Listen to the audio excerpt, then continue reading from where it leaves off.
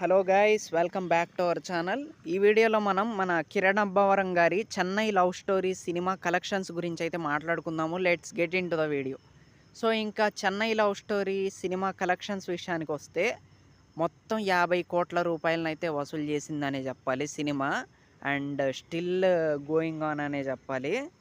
So చాలా మంచి block buster hit అయితే కొట్టిందనే చెప్పాలి. సినిమా బాగుందంట, మంచి టాక్ వస్తుంది ప్రతి దగ్గర కూడా. సో నైస్ అనే చెప్పాలి అండ్ హ్యాపీ అనే చెప్పాలి.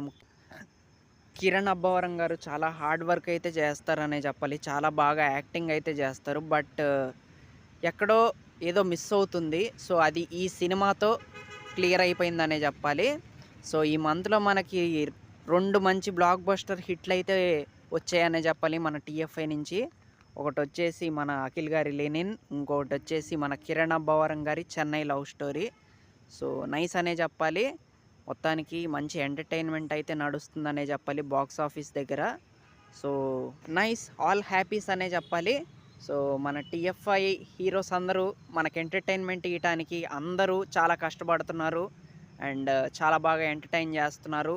అండ్ ఇంకా రానున్న రోజుల్లో కూడా ఇంకా హీరోస్ అందరూ రెడీగా ఉన్నారు మనల్ని ఎంటర్టైన్ చేయడానికి. సో నైస్ అబ్బా, చాలా బాగా అనిపిస్తుంది. సో అదనమాట.